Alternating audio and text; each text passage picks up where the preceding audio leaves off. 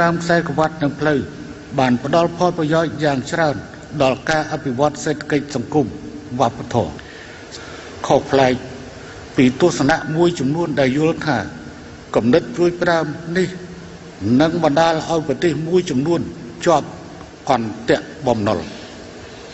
ប្រទេសកម្ពុជាមិនត្រឹមតែអាចចរចានិងរៀបចំគម្រោងនេះ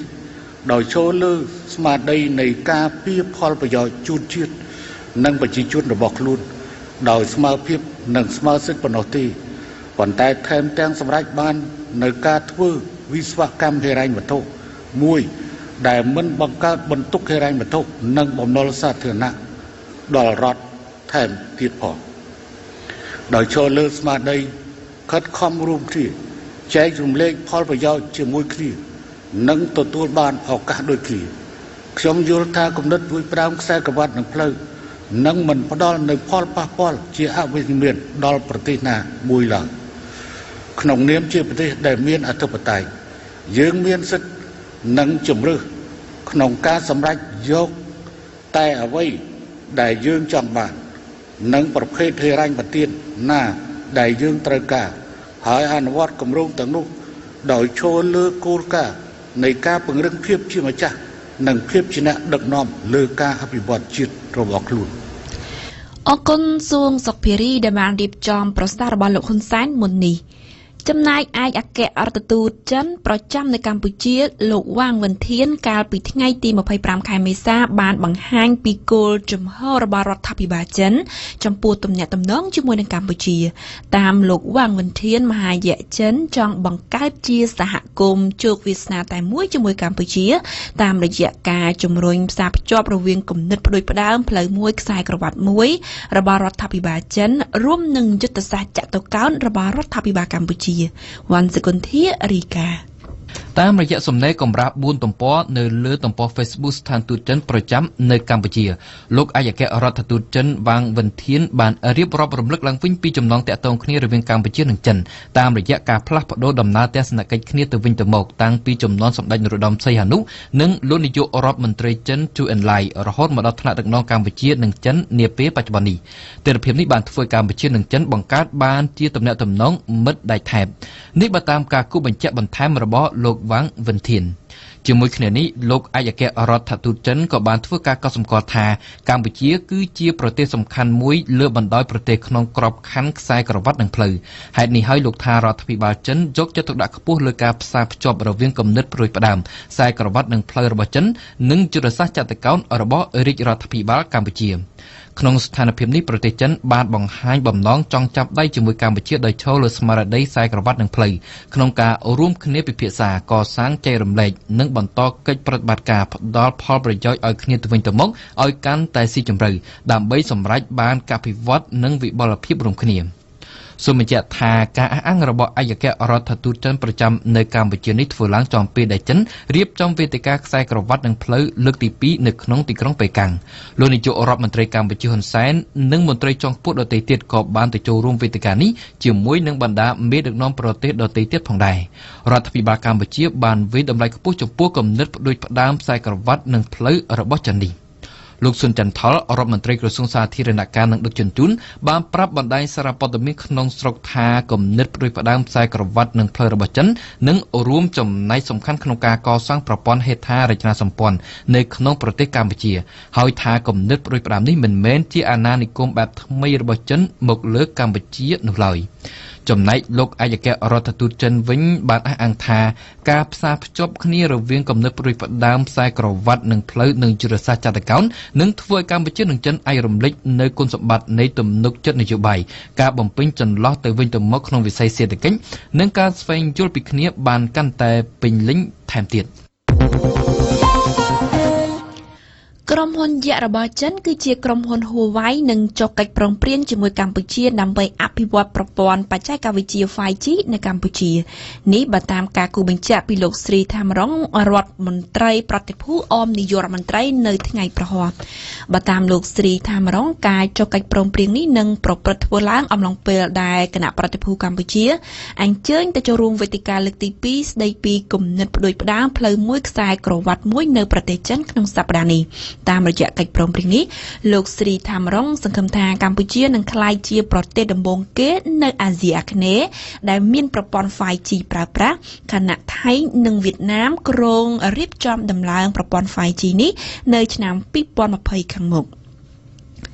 តកតងទៅនឹងចិនដែរជនជាតិចិនចំនួន3នាក់ត្រូវបានឃាត់ខ្លួននៅអាកាសយានដ្ឋានអន្តរជាតិភ្នំពេញនៅថ្ងៃទី23មេសាដើមសប្តាហ៍នេះបន្ទាប់ពីពួកគេបាននាំចូលសាច់ប្រាក់ជាង$3.5 លានចូលមកកម្ពុជាពីទីក្រុងហុងកុងជាសាច់ប្រាក់ដែលអាជ្ញាធរខ្មែរគូបញ្ជាក់ថាពុំមានការបញ្ជាក់ពីប្រភពហិរញ្ញវត្ថុច្បាស់លាស់នេះបើតាមសេចក្តីប្រកាសព័ត៌មានរបស់ក្រសួងមហាផ្ទៃចុះថ្ងៃទី26មេសាបើតាមសេចក្តីប្រកាសព័ត៌មានដដែលសមត្ថកិច្ចបានបញ្ជូនជនជាតិចិនទាំង3នាក់មកកាន់តុលាការហើយដើម្បីចាត់ការទៅតាមនីតិវិធីច្បាប់ស្តីពីការប្រឆាំងការសម្អាតប្រាក់និងហិរញ្ញប្បទានភារវកម្មក្រសួងអប់រំនៅថ្ងៃទី25មេសាបានប្រកាសប្តូរម៉ោងសិក្សាក្នុងរដូវក្តៅដើម្បីបញ្ជៀសផលប៉ះពាល់ដែលអាចកើតមានចំពោះសិស្សសាលាដែលជាកុមារតូចៗនិងគ្រូបង្រៀនក្នុងនោះគណៈកម្មាធិការគ្រប់គ្រងគ្រោះមហន្តរាយបានស្វាគមន៍ចំពោះវិធានការរបស់ក្រសួងអប់រំព្រោះថាកុមារគឺជាក្រុមងាយរងគ្រោះជាងមនុស្សធំអំឡុងពេលកម្ពុជាកំពុងស្ថិតនៅក្នុងរដូវក្តៅនេះចំនួនគ្រោះថ្នាក់អ្នកស្លាប់និងរបួសដោយសារចរាចរណ៍នៅក្នុងត្រីមាសទី1ឆ្នាំ2019នេះបានកើនឡើងបើធៀបទៅនឹងរយៈពេលដូចគ្នាក្នុងឆ្នាំ2018ប៉ូលីសចរាចរណ៍នៃក្រសួងមហាផ្ទៃឲ្យដឹងថាករណីគ្រោះថ្នាក់ចរាចរណ៍ដែលកើតឡើងនេះគឺជាមូលហេតុមិនគ្រប់ច្បាប់ចរាចរណ៍ដោយប្រើប្រាស់ល្បឿនហួសកំណត់និងមិនគ្រប់សិទ្ធិអ្នកដទៃយើងសូមងាកមកជម្រាបជូនពីព័ត៌មានអន្តរជាតិវិញម្ដងនៅឆ្នាំ2019នេះកំណើនសេដ្ឋកិច្ចអាមេរិកបានបន្តដើរទៅមុខយ៉ាងល្អប្រសើរក្នុងរង្វង់ 3.2% នៅអំឡុង3ខែដំបូងហើយគឺល្អលើសពីការរំពឹងទុកទៅទៀតនេះបើតាមការសន្និដ្ឋានបឋមដែលចុះផ្សាយក្នុងរបាយការណ៍របស់ក្រសួងសេដ្ឋកិច្ចអាមេរិកពីថ្ងៃសុក្រម្សិលមិញប្រធានាធិបតីអាមេរិកលោកត្រាំអបអរនឹងថាពិតជាគួរឲ្យរំភើបភ្ញាក់ផ្អើលណាស់សូមស្ដាប់ហេងឧត្តមជាធម្មតានៅក្នុងរដូវរងាចន្លោះពីខែមករាដល់ខែមីនាសេដ្ឋកិច្ចអាមេរិកខ្សោយជាងខែធម្មតានារដូវក្តៅនៅក្នុងអំឡុងពេលខែដំបូងនៃដើមឆ្នាំដូច្នេះកំណើនសេដ្ឋកិច្ចអាមេរិកអាចត្រឹមតែចន្លោះ 3% តែប៉ុណ្ណោះតែពេលនេះវាបានកើនឡើងទៅដល់ជាង 3.2% ទៅហើយគឺគ្រាន់បើជាងការរំពឹងទុកឆ្ងាយណាស់ពីដំបូងឡើយគេបានគិតថាអាចនឹងកើនឡើងត្រឹមចន្លោះតែ 2% ឬតិចតួចជាងនេះតែប៉ុណ្ណោះនេះបើតាមការលើកឡើងរបស់ប្រធានក្រុមអ្នកជំនាញសេដ្ឋកិច្ចនៃសេតវិមានអាមេរិកគឺលោក Larry Kudlow អ្នកជំនាញដដែលបានឲ្យដឹងថាកំណើននៃការវិនិយោគទុនរបស់ក្រុមហ៊ុនសហគ្រាសអាមេរិកបានកើនឡើង 2.7% គឺវាតិចតួចជាងត្រីមាសមុនក៏ពិតមែនក៏ប៉ុន្តែវិស័យនេះបានដើរដំណើរការទៅល្អក៏ដោយសារតែមានការជួយគាំទ្រនៅក្នុងការឧបត្ថម្ភធនទៅលើវិស័យចំណាយផ្សេងនៅក្នុងផ្នែកវិស័យកម្មសិទ្ធិបញ្ញាវិស័យមួយនេះគឺជាចំណុចដ៏រសើបមួយនៅក្នុងការប្រទាញប្រទង់នៃចំនួនសេដ្ឋកិច្ចរវាងចិននិងអាមេរិកបើទោះបីជាស្ថិតនៅក្នុងបរិបទនៃសង្គ្រាមពាណិជ្ជកម្មក្តីជញ្ជីងពាណិជ្ជកម្មរបស់អាមេរិកនៅតែមានលំនឹងល្អនេះបើតាមរបាយការណ៍ផ្ទាល់ខ្លួនរបស់អាមេរិកព័ត៌មានពីកំណើនសេដ្ឋកិច្ចនៅពេលនេះគឺជាដំណឹងដ៏គួរឲ្យភ្ញាក់ផ្អើលចំពោះប្រធានាធិបតីអាមេរិកដែលជាមហាសេដ្ឋីស្រាប់ដោយតាមទម្លាប់លោក Donald Trump បានសរសេរសារតាមប្រព័ន្ធសង្គម Twitter ដោយសេចក្តីអំណរនិងអំនួតថាអាមេរិកមានកំណើនសេដ្ឋកិច្ចដ៏សម្បើមអស្ចារ្យក្រៃ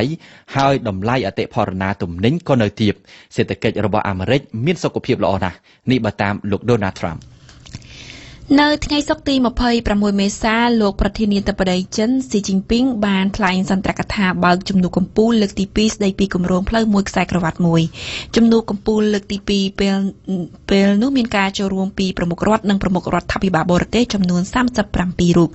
នៅក្នុងសន្ទរកថាប្រមាណជា30នាទីលោកស៊ីជីនពីងបានថ្លែងការពីគម្រោងផ្លូវមួយខ្សែក្រវ៉ាត់មួយនិងចង់ឃើញគម្រោងនេះមានដំណើរការទៅមុខប្រកបដោយតម្លាភាពនិងទទួលបានជោគជ័យទន្ទឹមគ្នានេះ ប្រមុខរដ្ឋចិនបានព្យាយាមពន្យល់និងឆ្លើយបំភ្លឺលើការរិះគន់ដែលថាគម្រោងផ្លូវមួយខ្សែក្រវ៉ាត់មួយជាអន្ទាក់បំណុលរបស់ចិនចំពោះក្រុមប្រទេសក្រីក្របន្ទាប់មកនឹងជាថ្មីទៀតលោកស៊ីជីនពីងបានអំពាវនាវឲ្យប្រឆាំងនឹងនយោបាយការពារនិយមដែលឡែកនៅក្នុងប្រទេសស្រីលង្កាឯណោះវិញរដ្ឋមន្ត្រីក្រសួងហិរញ្ញវត្ថុលោកម៉ង់កាឡាសាមារាវីរ៉ាបានប្រកាសនាថ្ងៃសុក្រទី26មេសាថាទេសចរជាវិស័យដែលនឹងរងផលប៉ះពាល់ខ្លាំងជាងគេអំពើភិរវកម្មលើវិហារគ្រឹះសាសនានិងសណ្ឋាគារទំនើបមួយចំនួននៅក្នុងទីក្រុងកូឡុំបូកាលពីថ្ងៃអាទិត្យទី21មេសារដ្ឋមន្ត្រីក្រសួងហិរញ្ញវត្ថុស្រីលង្កាបានថ្លែងយ៉ាងដូចនេះនៅក្នុងសន្និសីទកាសែតមួយដោយលម្អិតបន្ថែមថាចំណូលបានមកពីវិស័យទេសចរសម្រាប់ឆ្នាំ2019អាចនឹងធ្លាក់ចុះចំនួន 30% ដែលគិតជាទឹកប្រាក់ប្រមាណជា$1,500 លានគួយគុណធារាជូនព័ត៌មានជាប្រទេសមានឆ្នេរខ្សាច់សនិងសម្បូរធម្មជាតិបៃតងស្រីលង្កាបានទទួលភ្ញៀវទេសចរបរទេសចំនួន$2,330,000 នាក់ជាមួយនឹងចំណូលចំនួន$4,400 លានក្នុងឆ្នាំ2018កន្លងទៅសម្រាប់ឆ្នាំ2019នេះរដ្ឋាភិបាលទីក្រុងកូឡុំបូសង្ឃឹមទទួលបានភ្ញៀវទេសចរបរទេសច្រើនជាងនេះជាមួយនឹងចំណូលដល់ទៅ$5,000 លានជាក់ស្ដែងនៅត្រីមាសទី1ឆ្នាំ2019ចំនួនភ្ញៀវទេសចរបានកើន 4.6% បើធៀបនឹងរយៈពេលដូចគ្នាក្នុងឆ្នាំ2018តែសម្រាប់ត្រីមាសបន្តបន្ទាប់នឹងស្គាល់ការធ្លាក់ចុះដោយសារអំពើភិរវកម្មវាយប្រហារលើវិហារគ្រឹះសាសនានិងសណ្ឋាគារទំនើបក្នុងទីក្រុងកូឡុំបូកាលពីថ្ងៃអាទិត្យទី21មេសាបណ្ដាលឲ្យមានមនុស្សស្លាប់253នាក់តួលេខនៃការធ្លាក់ចំណូលក្នុងវិស័យទេសចរសម្រាប់ឆ្នាំ2019ត្រូវបានប្រកាសដោយរដ្ឋមន្ត្រីក្រសួងហិរញ្ញវត្ថុលោកម៉ង់កាឡាសាមារាវីរ៉ានៅក្នុងសន្និសីទកាសែតមួយតែលោកសាមារាវីរ៉ាបានអះអាងដោយសុទិដ្ឋិនិយមថាវិស័យទេសចរនឹងវិលត្រឡប់មករកភាពប្រក្រតីឡើងវិញនៅ2ឆ្នាំខាងមុខការហ៊ានអះអាងយ៉ាងដូចនេះដោយលោកសាមារាវីរ៉ាបានលើកយកភស្តុតាងពីបណ្ដាប្រទេសមួយចំនួនដែលបានទទួលរងភារវកម្មដោយស្រីលង្កាពេលនេះមានដូចជាបារាំងបែលហ្សិកអេស្ប៉ាញឬប្រទេសទុយនីស៊ីតែរដ្ឋមន្ត្រីក្រសួងហិរញ្ញវត្ថុស្រីលង្ការូបនេះដដែលមិនភ្លេចបញ្ជាក់ទេថាដើម្បីអាចឲ្យវិស័យទេសចរត្រឡប់មករកភាពធម្មតាឡើងវិញបានគេត្រូវដោះស្រាយជាដំបូងនៅបញ្ហាភេរវនិយមឲ្យដល់ឫសគល់របស់វាហើយគ្រប់វិធានការសន្តិសុខក៏ត្រូវផ្សព្វផ្សាយឲ្យបានត្រឹមត្រូវទូលំទូលាយដែរប្រតិកម្មរបស់លោកម៉ង់កាឡាសាមារាវីរ៉ាបានធ្លាក់មកខណៈពេលដែលមានការលើកឡើងពីការកើតមានអំពើភេរវកម្មជាយថាហេតុថ្មីទៀតអញ្ចឹងហើយបានជាពេលនេះមានប្រទេសជាច្រើនបានអំពាវនាវឲ្យពលរដ្ឋរបស់ខ្លួនផ្អាកការធ្វើដំណើរទៅកាន់ប្រទេសស្រីលង្កាហើយអ្នកដែលកំពុងមានវត្តមាននៅទីនោះក៏គួរវិលត្រឡប់ចូលស្រុកវិញឬមួយក៏ស្ថិតឲ្យឆ្ងាយពីទីកន្លែងសាសនាឬកន្លែងជួបជុំនៅក្នុងប្រទេសបារាំងបច្ចុប្បន្នភាពក្តៅគគុកបានផ្ដើមលើអន្តរាគមន៍របស់លោកម៉ាក្រុងក្នុងវិមានអេលីសេនៅចំពោះមុខហ្វូងអ្នកកាសែតប្រមាណជា300នាក់ក្រោយពីដាក់ឲ្យមានការជជែកពិភាក្សាថ្នាក់ជាតិជាច្រើនខែរួចហើយនេះគឺជាសន្និសីទដ៏ធំលើកទី1របស់លោកប្រមុខរដ្ឋបារាំងដើម្បីព្យាយាមបូកសរុបសន្និដ្ឋាននិងរកច្រកផ្លូវចេញពីវិបត្តិសង្គមរបស់ក្រុមអាវកាក់លឿងប៉ុន្តែវិធានការដែលលោកម៉ាក្រុងបានប្រកាសហាក់នៅមិនទាន់អាចរងាប់កំហឹងរបស់ពួកអាវកាក់លឿងនៅឡើយទេពួកគេបានសន្យាថានឹងបន្តបាតកម្មនៅថ្ងៃសៅរ៍នេះដែលជាការចុះផ្លូវជាលើកទី2មេដឹកនាំកូរ៉េខាងជើងលោកគីមចុងអ៊ុនបានចាក់ចេញពីទឹកដីរុស្ស៊ីនៅថ្ងៃសុក្រម្សិលមិញបន្ទាប់ពីបានជួបប្រធានាធិបតីរុស្ស៊ីលោកពូទីននាថ្ងៃប្រហ័សជាការកត់សម្គាល់នៅក្នុងជំនុំនោះលោកគីមចុងអ៊ុនបានឆ្លៀតត្អូញត្អែប្រាប់សមាភាគីរុស្ស៊ីអំពីភាពអសន្តិចិត្តដែលភាគីអាមេរិកមានចំពោះវិបត្តិនុយក្លេអ៊ែរនៅឧបទ្វីបកូរ៉េយើងមកបិទបញ្ចប់ព័ត៌មានអន្តរជាតិនៅប្រទេសជប៉ុនព្រះរាជពិធីដាក់រាជសម្បត្តិរបស់អធិរាជអាកិហ៊ីតូនឹងប្រព្រឹត្តធ្វើនៅថ្ងៃអង្គារទី30មេសាខាងមុខនេះជាការដាក់រាជដំបូងបង្អស់នៅជប៉ុនក្នុងរយៈពេល2សតវត្សរ៍ចុងក្រោយនេះក្រោយការដាក់រាជពិធីរៀបអភិសេក ពិធីរៀបអភិសេកអធិរាជថ្មីនិងរៀបចំធ្វើឡើងភ្លាមៗនៅមួយថ្ងៃបន្ទាប់ពីនោះពលគឺថ្ងៃទី1ឧសភាអធិរាជថ្មីរបស់ជប៉ុនដែលនឹងត្រូវឡើងសោយរាជ្យជំនួសអាគីហ៊ីតូគឺរាជទាយាទណារុហ៊ីតូជាបុត្រាច្បងរបស់អធិរាជអាគីហ៊ីតូវ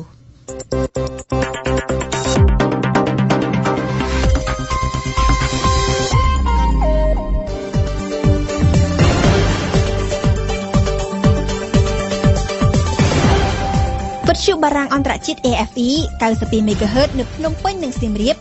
94.5 MHz នៅបាត់ដំបងកំពង់ចាមនិងក្រុងព្រះសីហនុលោកអ្នកស្ដាប់ជាទីគោរពលោកអ្នកនាងនឹងបានស្ដាប់កម្មវិធីផ្សាយរបស់យើងដែលក្នុងនោះរួមមានដំណងគឺជានីតិបច្ចុប្បន្នភាពកម្ពុជាក្នុងសប្តាហ៍នេះគឺជាការសរុបព្រឹត្តិការណ៍កម្ពុជាសំខាន់ៗរៀបចំជូនដោយសុងសុកភីរីបន្តមកទៀតគឺជានីតិព្រឹត្តិការណ៍កម្ពុជាប្រចាំថ្ងៃវ៉ាន់សកុនធាបានចោទជាសំណួរថាតើមកដល់ពេលនេះកម្ពុជាទទួលបានប្រយោជន៍អ្វីខ្លះពីគម្រោងខ្សែក្រវ៉ាត់និងផ្លូវរបស់ចិននិងចុងបញ្ចប់គឺជានីតិជីវិតជោគជ័យដែលរៀបចំជូនដោយអឹមណាវិនបច្ចុប្បន្នភាពកម្ពុជាក្នុងសប្តាហ៍នេះ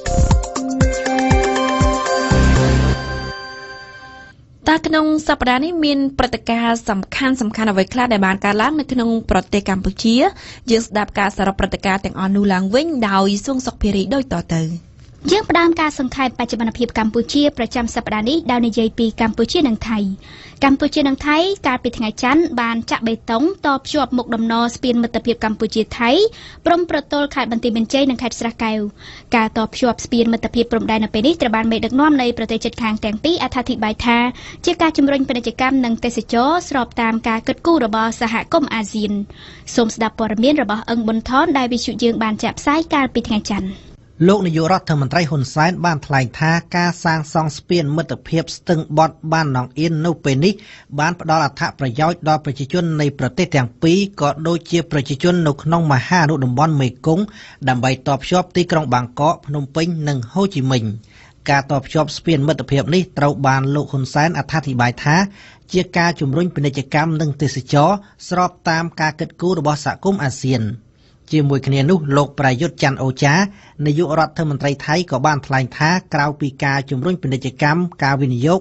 និងការដឹកជញ្ជូនរវាងប្រទេសទាំងពីរលោកយល់ថាស្ពាននេះជាការភ្ជាប់ភាពជិតស្និទ្ធរវាងប្រជាជននៃប្រទេសទាំងពីរស្របតាមសេចក្តីប្រកាសរបស់អាស៊ានដែលបានផ្ដោតលើការតភ្ជាប់ប្រជាជនតាមរយៈការកសាងផ្លូវការដឹកជញ្ជូន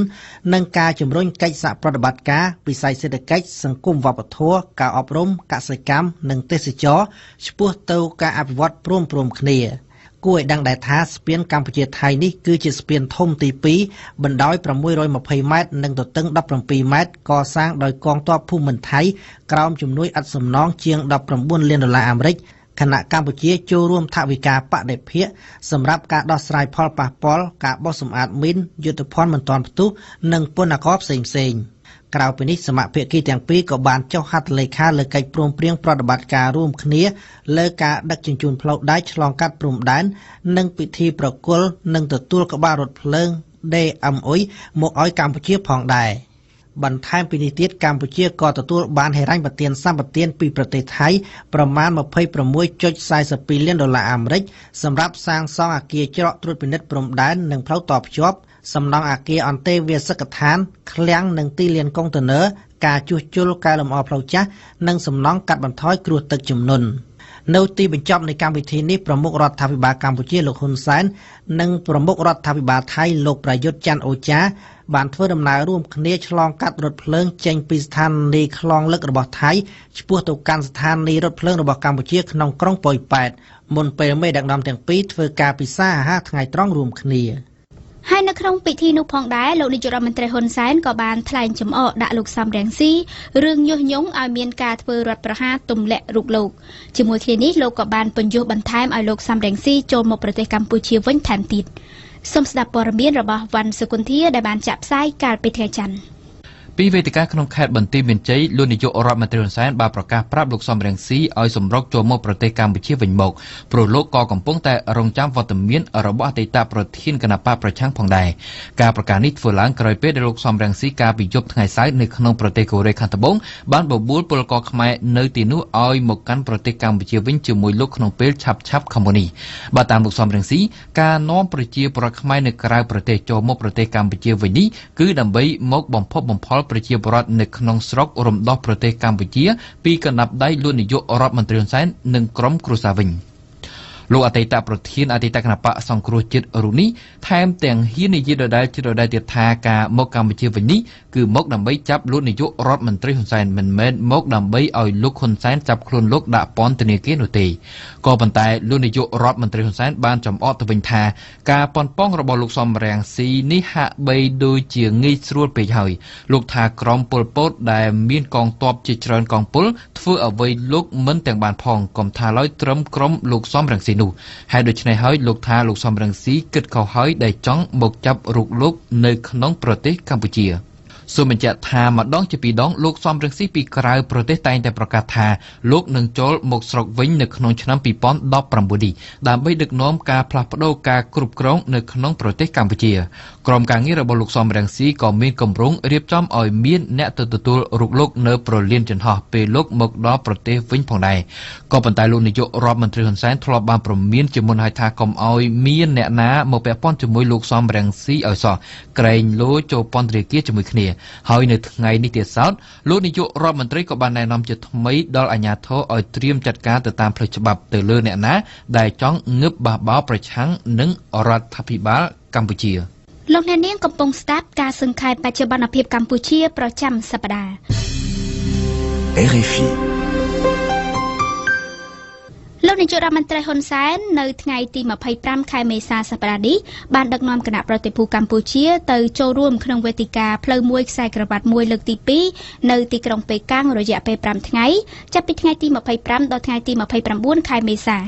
តាមរយៈវេទិកាខ្សែក្រវ៉ាត់មួយផ្លូវមួយនេះកម្ពុជានិងចិនក្រុងចុះហត្ថលេខាលើឯកសារមួយចំនួនស្ដីពីជំនួយរបស់ចិនព្រមទាំងគម្រោងកិច្ចសហប្រតិបត្តិការមួយចំនួនទៀតសូមស្ដាប់ព័ត៌មានរបស់អេងគីមហុងដែលវិទ្យុយើងបានចាក់ផ្សាយកាលពីថ្ងៃព្រហស្បតិ៍តាមគម្រោងនៅក្នុងវេទិកាផ្លូវមួយខ្សែក្រវ៉ាត់មួយលោកនាយករដ្ឋមន្ត្រីហ៊ុនសែននឹងថ្លែងសន្ទរកថាពីមូលបត្រស្ដីពីការបង្កើតជោគវាសនារួមដល់ត្រចះត្រចង់បន្ទាប់មកទៀតនៅក្នុងសម័យប្រជុំតុមូលរបស់ថ្នាក់ដឹកនាំលោកនាយករដ្ឋមន្ត្រីកម្ពុជានឹងចែករំលែកទស្សនវិស័យលើមូលបត្រក្រោមឈ្មោះថាការជំរុញការតបជាប់ដើម្បីស្វែងរកធនធានថ្មីសម្រាប់ការរីកចម្រើនក្រៅពីនេះលោកហ៊ុនសែននឹងមានជំនួបទ្វេភាគីដាច់ដោយឡែកជាមួយនឹងលោកប្រធានាធិបតីចិនស៊ីជីនពីងលោកនាយករដ្ឋមន្ត្រីចិនលីខឺឈៀងនិងថ្នាក់ដឹកនាំចិនមួយចំនួនទៀតកម្ពុជាបានក្លាយជាសមាជិកនៃគំនិតផ្ដួចផ្ដើមខ្សែក្រវ៉ាត់មួយផ្លូវមួយរបស់លោកប្រធានាធិបតីចិននៅឆ្នាំ2016លោកផៃស៊ីផានអ្នកនាំពាក្យរដ្ឋាភិបាលកម្ពុជាលើកឡើងថាតាមរយៈវេទិកាផ្លូវមួយខ្សែក្រវ៉ាត់មួយនាពេលកន្លងមកកម្ពុជាទទួលបានប្រយោជន៍ដ៏សំខាន់នៅក្នុងការអភិវឌ្ឍសេដ្ឋកិច្ចរបស់ខ្លួនប្រយោជន៍ទាំងនោះរួមមានការទម្លាក់កញ្ចប់ថវិការបស់ចិននៅក្នុងការអភិវឌ្ឍថាមពលវិរិយអគ្គិសនីការតភ្ជាប់ផ្លូវល្បឿនលឿននិងក្តីរំពឹងខាងមុខគឺការតភ្ជាប់ផ្លូវជាតិលេខ5ទៅផ្លូវជាតិលេខ6នៅតំបន់ទន្លេសាបសម្រាប់អ្នកវិភាគមួយចំនួនបានរំលឹកកម្ពុជាឲ្យប្រយ័ត្នប្រយែងនៅក្នុងការចងសម្ព័ន្ធមេត្រីភាពនៃគម្រោងផ្លូវមួយខ្សែក្រវ៉ាត់មួយប្រយ័ត្នប្រយែងព្រោះថាប្រទេសស្រីលង្កាជាឧទាហរណ៍ដែលចិនកាន់កាប់កំពង់ផែទឹកជ្រៅរយៈពេល99ឆ្នាំជាថ្នូរទៅនឹងការទូទាត់បំណុលរបស់ចិនសូមបញ្ជាក់ជូនថាគម្រោងផ្លូវមួយខ្សែក្រវ៉ាត់មួយគឺជាគម្រោងហេដ្ឋារចនាសម្ព័ន្ធសកលដែលបើកសម្ពោធជាផ្លូវការដោយប្រធានាធិបតីចិនលោកស៊ីជីនពីងតាមរយៈការរៀបចំជំនួបកម្ពុជាលើកទី1នៅក្នុងឆ្នាំ2017ជំនួបកម្ពុជាលើកទី1កាលនោះចូលរួមដោយប្រមុខរដ្ឋនិងប្រមុខរដ្ឋាភិបាលចំនួន29រូបខណៈជំនួបកម្ពុជាលើកទី2ដែលមានរយៈពេល3ថ្ងៃនេះមានការចូលរួមពីប្រមុខរដ្ឋនិងប្រមុខរដ្ឋាភិបាល37រូប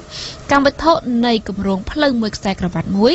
គឺបង្កើនការតភ្ជាប់ផ្លូវពាណិជ្ជកម្មរវាងចិនជាមួយនឹងទ្វីបអាស៊ីអឺរ៉ុបនិងអាហ្វ្រិកនៅក្នុងគម្រោងនេះមានការសាងសង់កំពង់ផែផ្លូវរថភ្លើងនិងអាកាសយានដ្ឋានជាដើមលោកអ្នកនាងកំពុងស្ដាប់ការសង្ខេបបច្ចុប្បន្នភាពកម្ពុជាប្រចាំសប្តាហ៍ RFI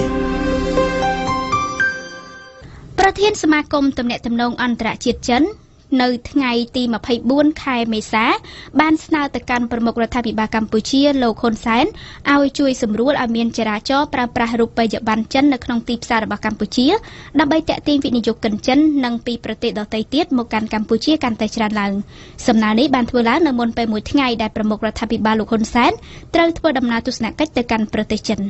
សូមស្ដាប់ព័ត៌មានរបស់វ៉ាសំណប់ដែលវិទ្យុយើងបានចាក់ផ្សាយកាលពីថ្ងៃប្រហ័សសំណើនេះត្រូវបានលើកឡើងដោយលោកឈិនយុនប្រធានសមាគមទំនាក់ទំនងអន្តរជាតិចិននៅក្នុងជំនួបជាមួយលោកនាយករដ្ឋមន្ត្រីហ៊ុនសែនកាលពីថ្ងៃទី24មេសានៅក្នុងជំនួបដែលធ្វើឡើងនៅឯវិមានសន្តិភាពលោកឈិនយុនប្រធានសមាគមទំនាក់ទំនងអន្តរជាតិចិនបានស្នើឲ្យលោកនាយករដ្ឋមន្ត្រីហ៊ុនសែនជួយសម្រួលឲ្យមានការប្រើប្រាស់នៅរូបិយប័ណ្ណចិននៅក្នុងទីផ្សាររបស់ប្រទេសកម្ពុជាខណៈពេលដែលចំនួនជនជាតិចិនដែលកំពុងរស់នៅនិងធ្វើការនៅក្នុងប្រទេសកម្ពុជាកាន់តែកើនឡើងជាលំដាប់និងជាអ្វីដែលប្រធានសមាគមទំនាក់ទំនងអន្តរជាតិចិនរូបនេះបានអះអាងថាគឺដើម្បីទាក់ទាញអ្នកវិនិយោគចិនមកកាន់ប្រទេសកម្ពុជាឲ្យកាន់តែច្រើនឡើងថែមទៀតប៉ុន្តែតាមរយៈគណនី Facebook របស់លោកនាយករដ្ឋមន្ត្រីហ៊ុនសែនកាលពីថ្ងៃទី24មេសាលោកនាយករដ្ឋមន្ត្រីនៅមិនទាន់ឆ្លើយតបយ៉ាងណាទៅនឹងសំណើនេះនៅឡើយទេ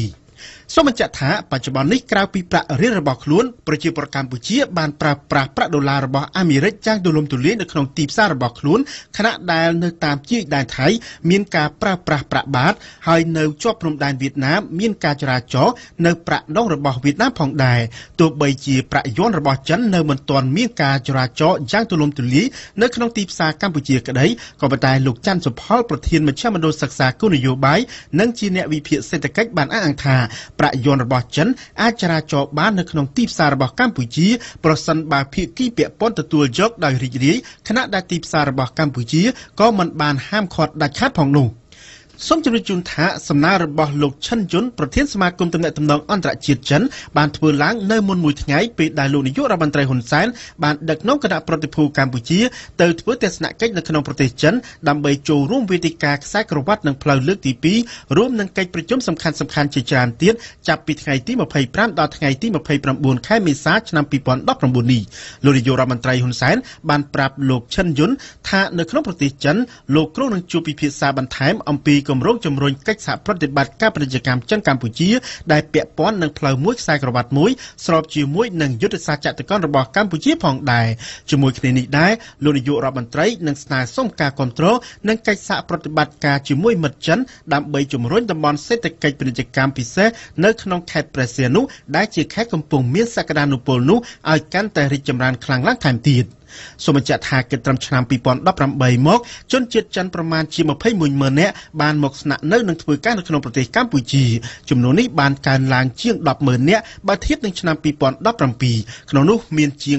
78,000 នាក់កំពុងរស់នៅនិងធ្វើការនៅក្នុងខេត្តព្រះសីហនុហើយក្នុងនោះមានបានការងារត្រឹមត្រូវជាង20,000 នាក់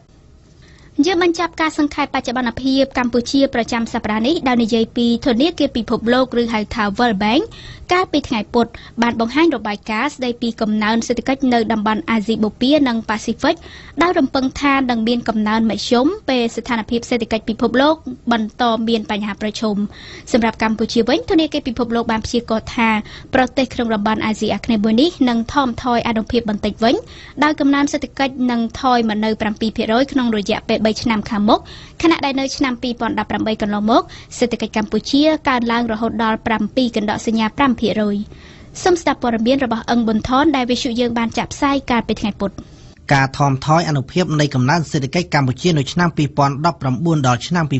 2021ត្រូវបានធនាគារពិភពលោកភ្ជាប់ទៅនឹងទីផ្សាររបស់សហភាពអឺរ៉ុបសហភាពអឺរ៉ុបដែលបានប្រកាសព្យួរជាបណ្ដោះអាសន្ននៅភាពអនុគ្រោះពន្ធសម្រាប់កម្ពុជាលើគ្រប់មុខទំនិញឬ EBA បើតាមធនាគារពិភពលោកទីផ្សារសហភាពអឺរ៉ុបបានរួមចំណែកជាង 1/3 នៃមុខទំនិញនាំចេញសំខាន់ៗរបស់កម្ពុជាដែលមានសម្លៀកបំពាក់ស្បែកជើងនិងតូចចក្រយានអាស្រ័យហេតុនេះការបាត់បង់ភាពអនុគ្រោះ EBA ទំនងជាអាចធ្វើឲ្យកំណើននៃការនាំចេញថយល្បឿនមកវិញនេះជាការគូបញ្ជាក់នៅក្នុងរបាយការណ៍របស់ធនាគារពិភពលោកដែលប្រកាសតាមរយៈសន្និសីទកាសែតពីទីក្រុងបាងកកដោយភ្ជាប់វីដេអូខុនហ្វឺរ៉ិនទៅកាន់បណ្ដាប្រទេសក្នុងតំបន់អាស៊ីបូព៌ានិងប៉ាស៊ីហ្វិកនៅថ្ងៃទី24ខែមេសានេះម្យ៉ាងទៀតការថមថយនៃកំណើនសេដ្ឋកិច្ចកម្ពុជាក៏ត្រូវបានធនាគារពិភពលោកអះអាងថា ដោយសារតែកម្ពុជាពឹងពាក់ខ្លាំងទៅលើការហូរចូលមូលធនពីប្រទេសចិនហើយការធ្លាក់ចុះយ៉ាងគំហុករបស់សេដ្ឋកិច្ចចិនក្នុងកលៈទេសៈណាមួយនឹងជះផលមិនល្អមកលើទស្សនវិស័យនៃកំណើនសេដ្ឋកិច្ចរបស់កម្ពុជាផងដែរនៅចំពោះមុខខ្វះភាពប្រកបប្រជាបែបនេះវិធានការចាំបាច់រួមមានការរក្សាបញ្ជីប្រាក់បៀវត្សសាធារណៈកុំឲ្យរីកមាឌតទៅទៀតពង្រឹងសមត្ថភាពឃ្លាំមើលនិងត្រៀមឆ្លើយតបវិបត្តិក្នុងវិស័យហិរញ្ញវត្ថុចាត់វិធានការប្រុងប្រយ័ត្នផ្នែកម៉ាក្រូសេដ្ឋកិច្ចថែមទៀតក៏ដូចជាការដាក់កំហិតដល់ធនាគារក្នុងការផ្ដល់កម្ចីឲ្យវិស័យសំណង់និងអចលនទ្រព្យជាដើមនេះជាការលើកឡើងរបស់ធនាគារពិភពលោកដដែលបើតាមធនាគារពិភពលោកថ្លៃចំណាយនៅក្នុងការធ្វើធុរកិច្ចក៏ជាឧបសគ្គមួយដល់ការពង្រីកការវិនិយោគនិងសហគ្រិននៅក្នុងស្រុកផងដែរខណៈកម្ពុជាជាប់លេខរៀង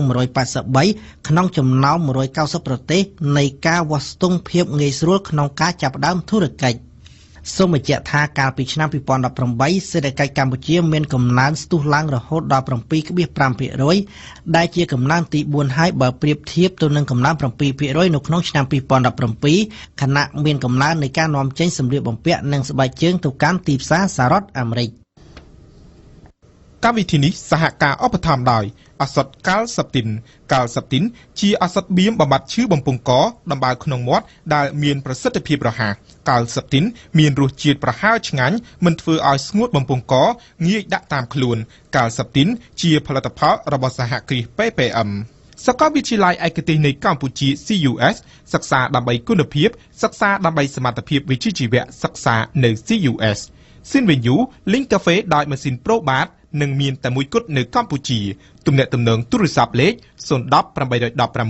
222និង011 816 222គ្រឹះស្ថានមីក្រូហិរញ្ញវត្ថុ LOLC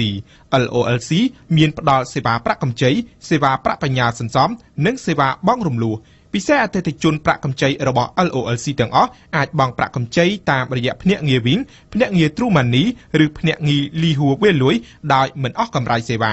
LOLC គំនិតរីកចម្រើនមជ្ឈមណ្ឌលភាសា AII មជ្ឈមណ្ឌលភាសា AII បណ្ដុះបណ្ដាលថ្នាក់ភាសាអង់គ្លេសនិងចិនគ្រប់កម្រិតសាខាថ្មីទី5របស់មជ្ឈមណ្ឌលភាសា AII ដែលមានទីតាំងស្ថិតនៅជិតផ្សារថ្មីនិងបើកដំណើរការចាប់ពីខែឧសភាឆ្នាំ2019នាពេលខាងមុខនេះវគ្គសិក្សាថ្មីនឹងចូលរៀននៅថ្ងៃទី8ខែឧសភាឆ្នាំ2019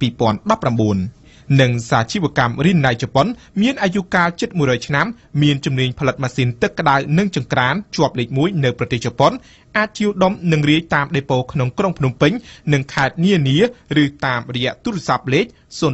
35 49 45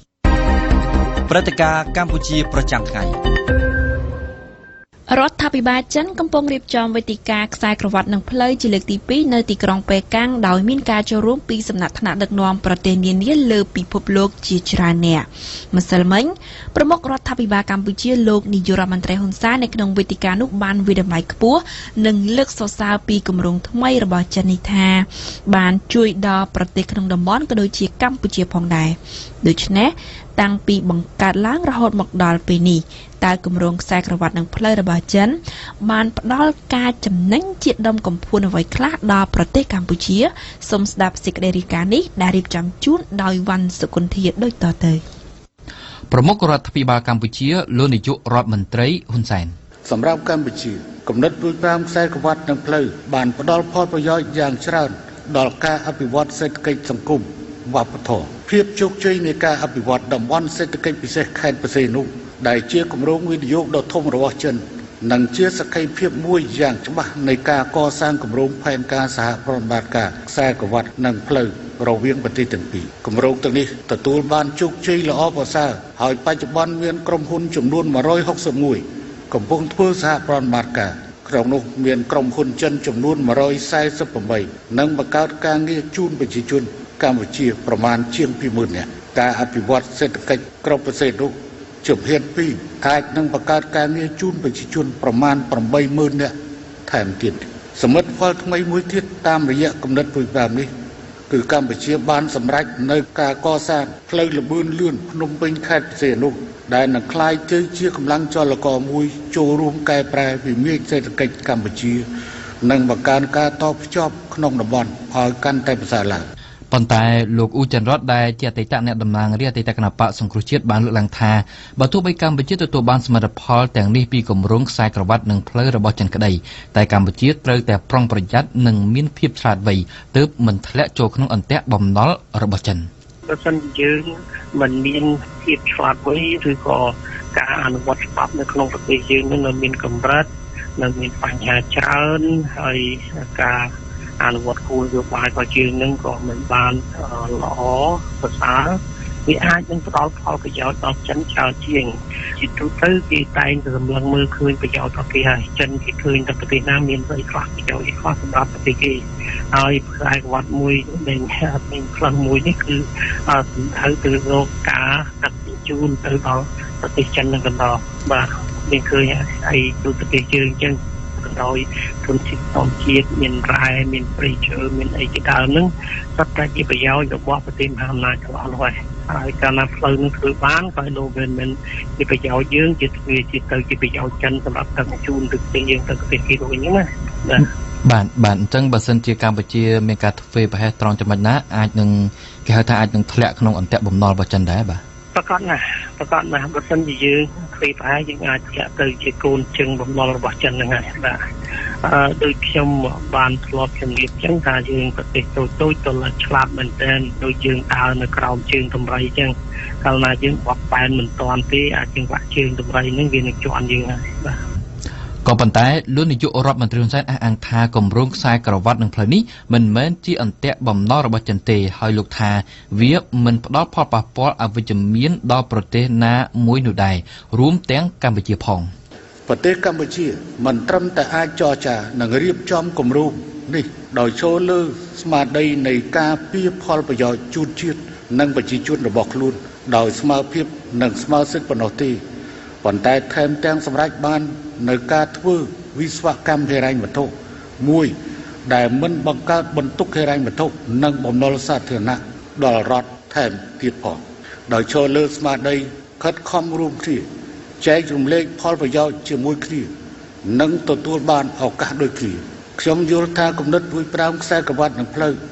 នឹងមិនផ្ដល់នូវផលប៉ះពាល់ជាអវិជ្ជមានដល់ប្រទេសណាមួយឡើយលោកអ៊ូច័ន្ទរតខ្ញុំឃើញដោយសារបច្ចុប្បន្ននេះយើងទទួលទឹកពលពីចិនច្រើនណាស់ដោយសាររដ្ឋាភិបាលលោកសហការជាមួយប្រទេសចិនគេហៅសហប្រតិបត្តិការគ្រប់គ្រងជ្រោយនោះដូច្នេះយើងឃើញថាទំនាក់ទំនងជាមួយចិននេះវាស្អិតល្មួតដោយសារចិនកំពុងតែផ្ដល់ខ្លួនដែលស្ថានភាពជាកំពុងតែមានបញ្ហាកំពុងតែមានវិបត្តិដូច្នេះការងារចេញពីប្រទេសលោកសេរីមួយចំនួនធំដូចជាសហគមន៍អឺរ៉ុបក្តីសហរដ្ឋអាមេរិកក្តីហើយងាកមករត់ភាសាចិនគេតែងតែធ្វើនយោបាយបែបហ្នឹងហើយគេអូសយើងឲ្យចូលអន្ទាក់បែបហ្នឹងហើយ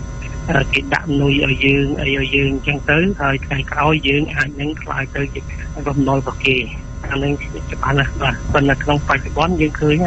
ថាមានប្រចិនទេដែលផ្ដល់ជាបង្អែកដល់កម្ពុជានឹងច្បាស់ជាងគេណាប៉ុន្តែទៅអនាគតមិនដឹងថាយ៉ាងម៉េច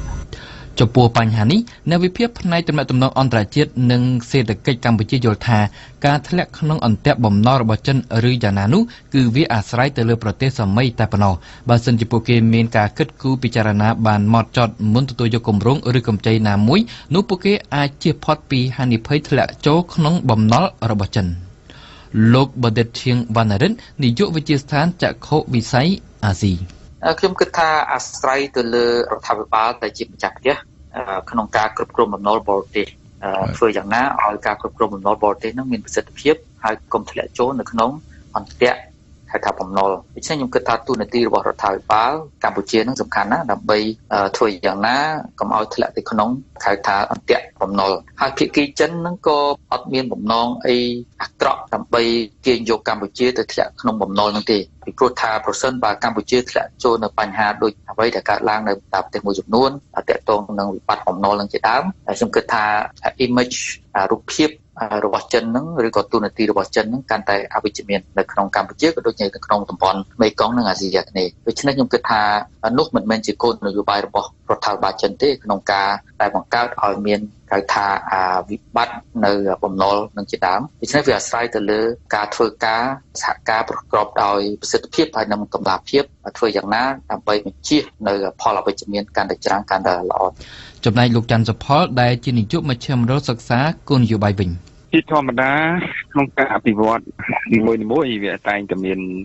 ចំណុចវិជ្ជមាននិងចំណុចអវិជ្ជមានអញ្ចឹងខ្ញុំយល់ថាគម្រោងធំដែលខ្ញុំផ្ដល់កម្ចីឲ្យនេះអាស្រ័យលើយើងទេលើប្រទេសនីមួយៗបើសិនជាយើងមានការជ្រើសរើសបានល្អ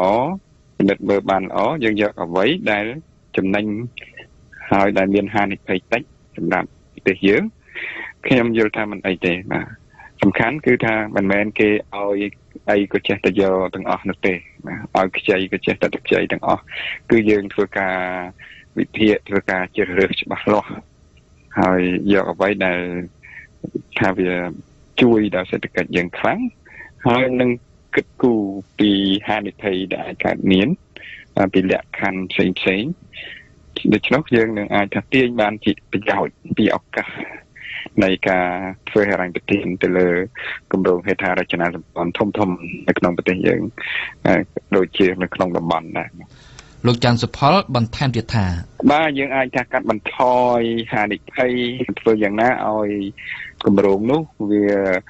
អនុវត្តទៅបានល្អមានប្រសិទ្ធភាពទទួលបានលទ្ធផលសម្រាប់ដូចអ្វីដែលយើងគិតទុកវាធ្វើឲ្យមានប្រាក់ចំណេញនៅក្នុងសេដ្ឋកិច្ចយើងអាចសងគេបានអ្វីដែលថាវាជាអន្ទាក់ឬអ្វីមួយនោះគឺច្រើនតែជាគម្រោងដែលប្រាជ័យវាមិនយើងមិនអាចរកចំណូលមកវិញប្រទេសជាតិយើងទាំងមូលនឹងអត់មានលទ្ធភាពសងគេវិញដែលធ្វើឲ្យគេដាក់សម្ពាធរកលក្ខខណ្ឌផ្សេងៗត្រឡប់ទៅវិញបាទលោកនាយករដ្ឋមន្ត្រីហ៊ុនសែនក្នុងនាមជាប្រទេសដែលមានអធិបតេយ្យយើងមានសិទ្ធិនិងជំរឿសក្នុងការសម្រេចយកតែអ្វីដែលយើងចង់បាន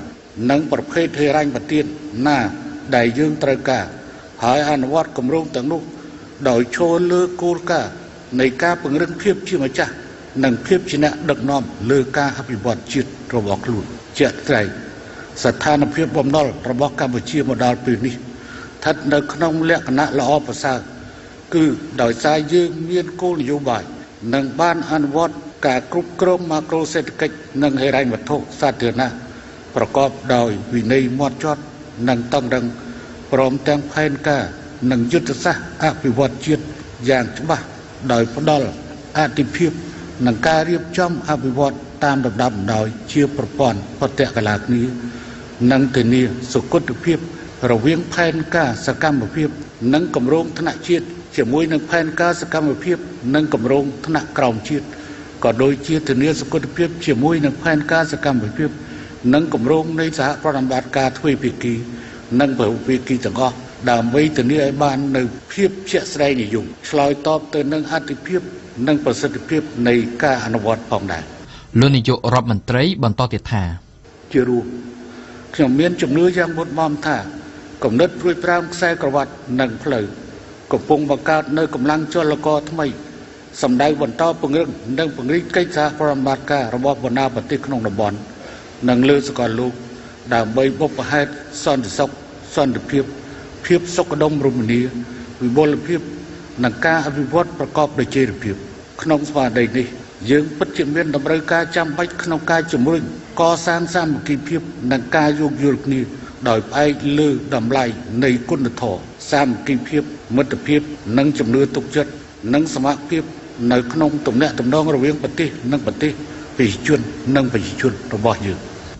យ៉ាងណាក៏ដោយលោកអ៊ូចន្ទរតបានឲ្យយោបល់ថាកម្ពុជាគួរមានការប្រុងប្រយ័ត្នឲ្យបានខ្ពស់ក្នុងការធ្វើកិច្ចសហការជាមួយប្រទេសចិនក៏ដូចជាប្រទេសដទៃទៀតដើម្បីបញ្ជៀសនៅហានិភ័យណាមួយមកលើកម្ពុជា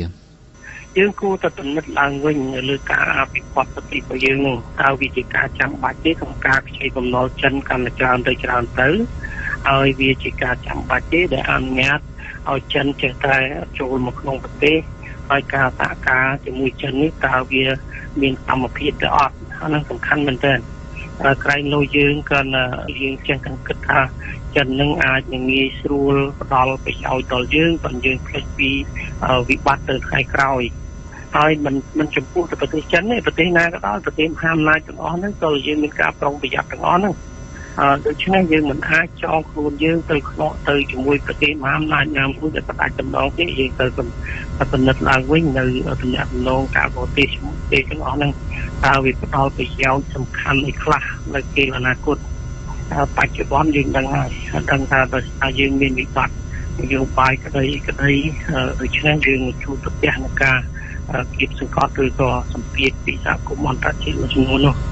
ដូច្នេះយើងត្រូវតែកែខៃយ៉ាងម៉េចដើម្បីត្រៀមសម្រាប់អនាគតប្រទេសជាតិរបស់យើងជីវិតជោគជ័យ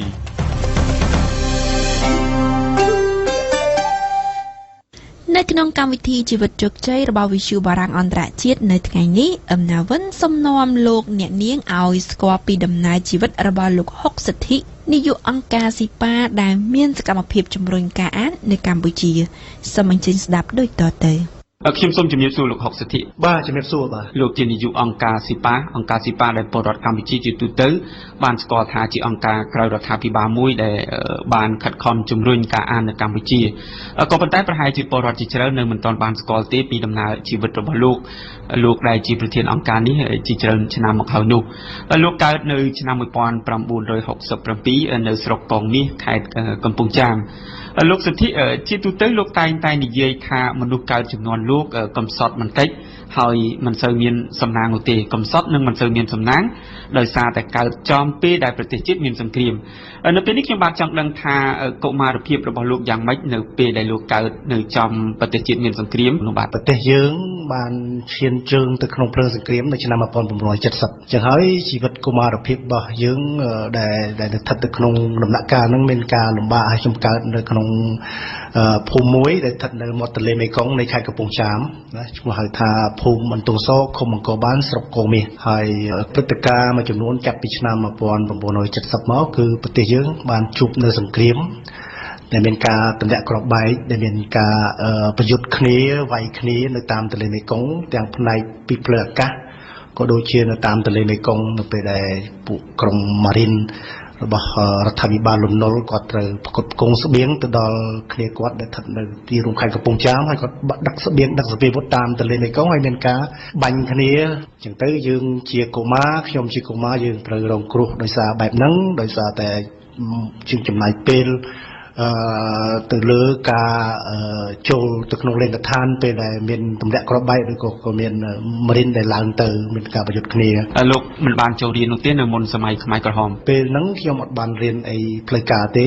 ក្រៅពីរៀនក្រុមផ្ទះអ្នកស្រុកដោយបងប្អូនគាត់ជួយបង្រៀនដោយស្ម័គ្រចិត្តហើយចេះអានតទេសតតុកបន្តិចបន្តួចហើយមិនចេះទៅសេឲ្យបានល្អទេដល់ពេលក្រោយមកក្នុងរយៈពេល3ឆ្នាំ8ខែ20ថ្ងៃជាមួយនឹងរបបប៉ុលពតហ្នឹងរបបខ្មែរក្រហមហ្នឹងគឺខ្ញុំបានខ្លាចខ្លួនទៅជាកុមារដែលធ្វើការដោយមនុស្សចាស់ធ្ងន់ធ្ងរធ្វើការទាំងផ្នែកការឃ្វាគោទាំងធ្វើផ្នែកតាក់ទងទៅនឹងការជួយធ្វើស្រែដល់ប្រជាពលរដ្ឋតើលោកបានចងចាំអ្វីខ្លះនៅក្នុងរបបប៉ុលពតនោះបាទចងចាំជាងគេគឺការប្រត់ប្រាស់ពីឪពុកម្ដាយពីឪពុកម្ដាយដែលក្នុងនាមជាកុមារម្នាក់ដែលខ្ញុំស្រឡាញ់ដែលខ្ញុំចង់រស់នៅជាមួយឪពុកម្ដាយនៅក្នុងគ្រួសារហើយគេបែរទៅបង្ខំឲ្យកុមារតាំងពីទូចចេញពីគ្រួសារទៅនៅក្នុងជំរំកុមារហើយដើម្បីកាត់ផ្ដាច់មនោសញ្ចេតនាពីគ្រួសារពីឪពុកម្ដាយបែបហ្នឹងគឺជាការមួយលំបាកណាស់សម្រាប់កុមារហើយខ្ញុំព្យាយាមតស៊ូជាមួយនឹងក្រុមឆ្លបរបស់ខ្មែរក្រហមដើម្បីប្រឆាំងទៅនឹងវិន័យរបស់គេហ្នឹងហើយគេទីមចប់ខ្ញុំដឹងថាខ្ញុំអត់ឈ្នះគេមកចាប់បង្ខំសែងយកទៅនៅក្នុងអង្គភាពនៅក្នុងក្រុមកុមារហ្នឹងបានទីមចប់ខ្ញុំព្យាយាមកាត់ចិត្តបន្តិចនោះថាពុកម្ដាយលែងមានន័យអីមិនសំខាន់អីទេពីព្រោះយើងទៅនឹងយើងទទួលបានគេហៅថាមនោគមវិជ្ជាពីខ្មែរក្រហមពីបដិវត្តថាអ្វីដែលសំខាន់គឺអង្គការមិនមែនឪពុកម្ដាយទេក្រោយថ្ងៃ7មករាឆ្នាំ 1979 លោកក៏បានវិលមកកាន់ផ្ទះសម្បែងវិញក៏ប៉ុន្តែនៅក្នុងចំណោមបងប្អូនទាំង5នាក់របស់លោកបានមកដល់ផ្ទះក្រោយគេហើយភ្លាមនោះដោយសារតែលោកនៅក្មេងផងលោកមិនមានការផ្លាស់ប្ ដូរទៅតាមរបបសង្គមរបបនយោបាយប្រទេសជាតិនោះទេពីការរស់នៅជាមួយក្រុមគ្រួសារហើយបន្ទាប់មកត្រូវរស់នៅជាមួយអង្គការនៅក្នុងរបបខ្មែរក្រហមហើយចុងក្រោយត្រូវផ្លាស់ប្ដូរមករស់នៅជាមួយនឹងគ្រួសារវិញលោកមិនសប្បាយចិត្តនោះឡើយដូចខ្ញុំនិយាយពីខាងដើមទៅដែរថាខ្ញុំព្យាយាមបំពេញចិត្តអង្គការហើយបំភ្លេចនៅតួនាទីរបស់ឪពុកម្ដាយដល់ពេលអញ្ចឹងស្រាប់តែមកជួបឪពុកម្ដាយឡើងវិញមកជួបបងប្អូនឡើងវិញសម្រាប់ខ្ញុំហាក់ដូចជាអ្វីមួយគួរឲ្យភ្ញាក់ផ្អើលព្រោះខ្ញុំមិនបានត្រៀមខ្លួនថានឹងជួបពួកគាត់ឡើងវិញទេអញ្ចឹងក៏បានជួបគ្នាទៅក៏មានការចាប់អារម្មណ៍មួយថាមិនក៏យើងត្រូវរស់នៅដូចពីមុនឡើងវិញពីព្រោះខ្ញុំព្យាយាមខំធ្វើដោយអង្គការដើម្បីទៅរស់នៅតាមបែបអង្គការហើយពេលហ្នឹងដែលបងស្រីខ្ញុំគាត់ធ្វើជាចាប់ផ្ដើមធ្វើជាអ្នកស្ម័គ្រចិត្តបង្រៀនកុមារនៅតាមភូមិចាប់ផ្ដើមសាលាចាប់ផ្ដើមបើកឆ្នាំសិក្សាដំបូងគេបើខ្ញុំអត់ចូលរៀនទេពួកខ្ញុំថាខ្ញុំអត់ត្រូវការទៅរៀនសាលាទេខ្ញុំចង់ឃ្វាសគោខ្ញុំចង់បន្តរស់នៅទៅជាមួយអង្គការដូចសម័យពលពតសម័យខ្មែរក្រហមដែលខ្ញុំបានរៀន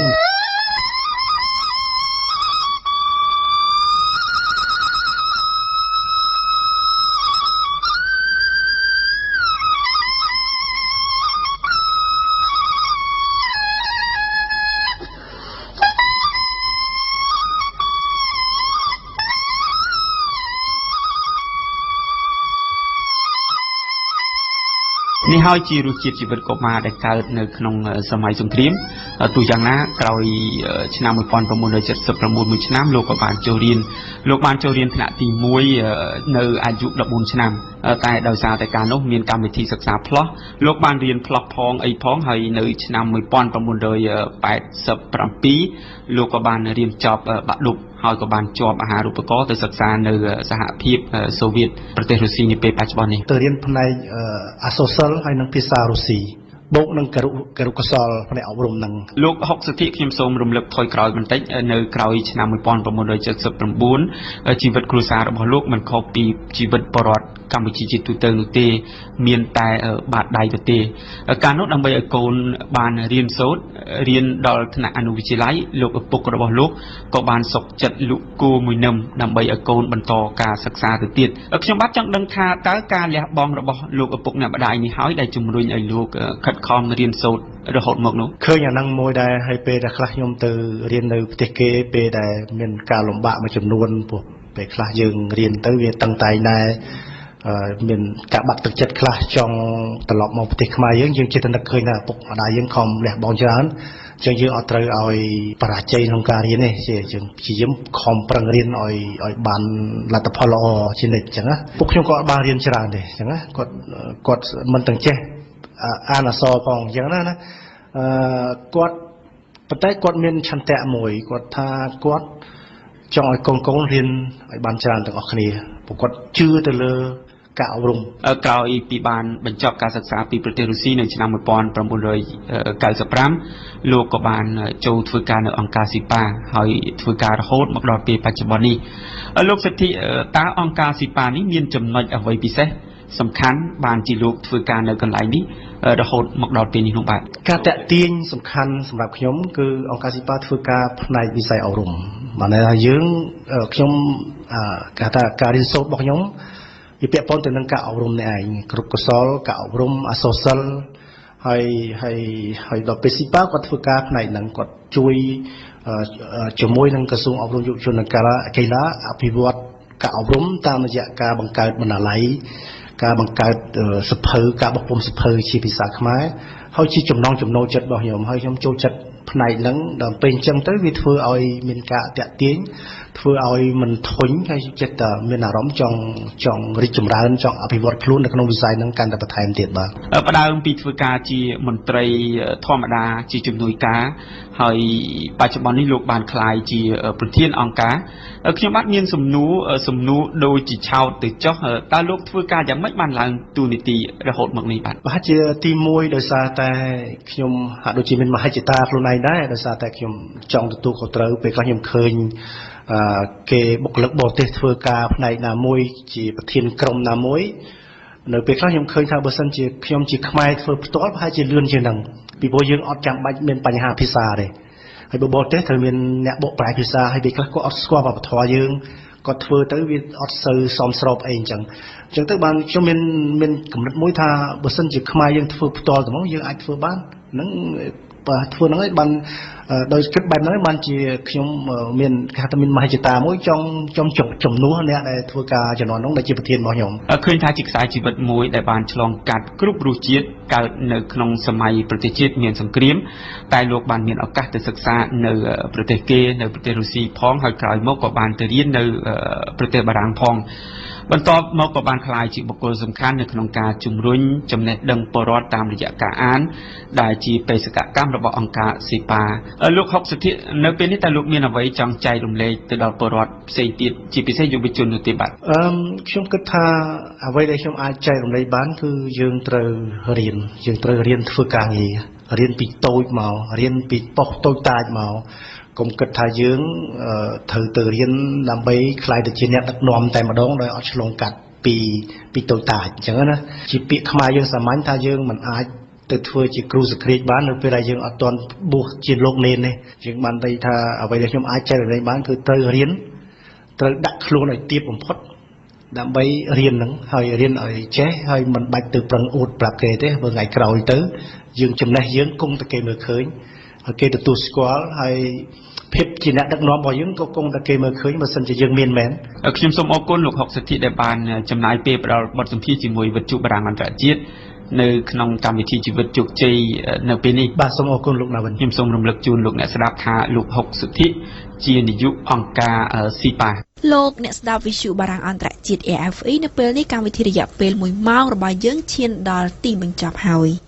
នៅខណៈនេះនាងខ្ញុំ